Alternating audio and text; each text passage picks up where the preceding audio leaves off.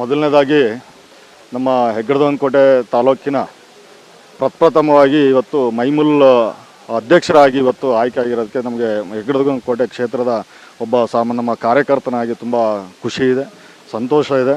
ಹಾಗಾಗಿ ಈ ಸಂದರ್ಭದಲ್ಲಿ ಅವರಿಗೆ ನಮ್ಮ ಮಾನ್ಯ ಹಿರೇಗೌಡರಿಗೆ ಈ ಸಂದರ್ಭದಲ್ಲಿ ಶುಭಾಶಯವನ್ನು ಮೊದಲನೇದಾಗಿ ಕೋರ್ತೇನೆ. ಈ ಅಧಿಕಾರ ಅನ್ನೋದು ಮೊದಲೇ ಹೆಚ್ಚಿನ ಅವಧಿನಲ್ಲಿ ಅವರಿಗೆ ಸಿಗಬೇಕಾಗಿತ್ತು. ಯಾಕಂದರೆ ಈ 4 ಬಾರಿ ಅವರು ನಿರ್ದೇಶಕರಾಗಿ ತಾಲೂಕಿನಲ್ಲಿ ಒಂದು 19 ಇದ್ದಂಥ ಒಂದು ಸಹಕಾರ ಸಂಘವನ್ನು ಇವತ್ತು 189 ಹಳ್ಳಿಗಳಲ್ಲೂ ಕೂಡ ಇವತ್ತು ಹಾಲು ಉತ್ಪಾದಕರ ಸಹಕಾರ ಸಂಘವನ್ನು ಇವತ್ತೇನು ತಾಲೂಕಿನಾದ್ಯಂತ ಮಾಡಿದ್ದಾರೆ. ಹಾಗಾಗಿ ಅವರಿಗೆ ಮೊದಲೇ ಅವಕಾಶ ಸಿಕ್ಕಿದರೆ ಇನ್ನೂ ಹೆಚ್ಚಿನದಾಗಿ ಜಿಲ್ಲೆಯಲ್ಲಿ ತಾಲೂಕನ್ನೇ ಅಭಿವೃದ್ಧಿ ಮಾಡಲಿಕ್ಕೆ ಹೊರಟಿದ್ರು. ಸಹಕಾರ ಕ್ಷೇತ್ರದಲ್ಲಿ ಹೈನುಗಾರಿಕೆನ ಇವರು ಬೆಳವಣಿಗೆ ಮಾಡಲಿಕ್ಕೆ, ಹೈನುಗಾರಿಕೆಯಲ್ಲಿ ಹೆಗ್ಗಡದವನಕೋಟೆ ತಾಲೂಕು ಹೆಚ್ಚಿನದಾಗಿ ಅಭಿವೃದ್ಧಿ ಹೊಂದಬೇಕು ಅನ್ನೋ ನಿಟ್ಟಿನಲ್ಲಿ ಇವತ್ತು ಅವರು ಕೆಲಸ ಮಾಡ್ತಾ ಇದ್ದಾರೆ. ಹಾಗಾಗಿ ಸಿಕ್ಕಿರುವಂಥ ಒಂದು ಅಲ್ಪಾವಧಿ ಏನಿದೆ, ಒಂದು 5 ತಿಂಗಳ ಅವಧಿನಲ್ಲಿ ಅವರು ಅಂದ್ಕೊಂಡಂಗೆ ಒಂದಷ್ಟು ಕೆಲಸಗಳನ್ನ ಮಾಡಬೇಕು ಅಂತ ಅವರು ಕನಸು ಕಟ್ಕೊಂಡಿದ್ದಾರೆ. ಖಂಡಿತ ಅವ್ರು ಮಾಡ್ತಾರೆ ಅನ್ನೋ ನಂಬಿಕೆ ನಮಗಿದೆ. ಕಾರಣ ಅಂತಂದರೆ ಈಗ ರಾಜಕೀಯವಾಗಿ ಎಲ್ಲರೂ ಒಂದೊಂದು ವೈಮನಸ್ಸುಗಳು, ಅವು ಒಳ ರಾಜಕಾರಣಗಳು ಎಲ್ಲ ಇದ್ದೇ ಇರ್ತವೆ.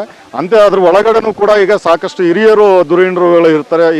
ಹಿರಿಯರಿಗೆ ಒಂದು ಅವಕಾಶವನ್ನು ಕಲ್ಪಿಸ್ಕೊಡ್ಬೇಕು ಅನ್ನೋ ನಿಟ್ಟಿನಲ್ಲಿ ಕೂಡ ಅವರು ಇವತ್ತು ಅದನ್ನು ಅವ್ರಿಗೆ ಸಿಗುವಂಥ ತಡ ಆಗಿದೆ ಅಷ್ಟೇ.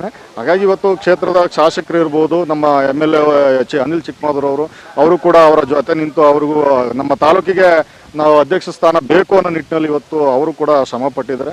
ಹಾಗೆಯೇ ಈ ರಾಜ್ಯದ ಮುಖ್ಯಮಂತ್ರಿಗಳಾದಂಥ ಸನ್ಮಾನ್ಯ ಸಿದ್ದರಾಮಯ್ಯನವರು ಇವತ್ತು ಅಧಿಕಾರ ಹಸ್ತಾಂತರ ವಿಚಾರದಲ್ಲಿ ಅವರು ಕೊಟ್ಟ ಮಾತಿನಂತೆ ಇವತ್ತು ನಮ್ಮ ಹೆಗ್ಗಡದವನಕೋಟೆ ತಾಲೂಕು ಕೂಡ ಇವತ್ತು ಅದನ್ನು ಅವಕಾಶವನ್ನು ಮಾಡಿಕೊಟ್ಟಿದ್ದಾರೆ. ಹಾಗೆ ನಮ್ಮ ಸನ್ಮಾನ್ಯ ಜಿಲ್ಲಾ ಉಸ್ತುವಾರಿ ಮಂತ್ರಿಗಳಾದಂಥ ಡಾಕ್ಟರ್ H.C. ಮಾದೇವಪ್ಪರವರು ಇರ್ಬೋದು, ಹಾಗೆ ನಮ್ಮ ಪಿರಿಯಾಪಟ್ಟಣ ಶಾಸಕರ ಮತ್ತು ಚಾಮರಾಜನಗರ ಉಸ್ತುವಾರಿ ಸಚಿವರಾದಂಥ K. ವೆಂಕಟೇಶಣ್ಣವರು ಇರ್ಬೋದು, ಅವರೆಲ್ಲರೂ ಕೂಡ ಒಡಗೂಡಿ ಇವತ್ತು ಹಿರೇಗೌಡರಿಗೆ ಮತ್ತು ಹೆಗ್ಗಡದವನಕೋಟೆ ತಾಲೂಕಿಗೆ ಒಂದು ಅವಕಾಶವನ್ನು ಕಲ್ಪಿಸ್ಕೊಡ್ಬೇಕು ಅಂತೇಳಿ ಇವತ್ತು ಕೊಟ್ಟಿದ್ದಾರೆ.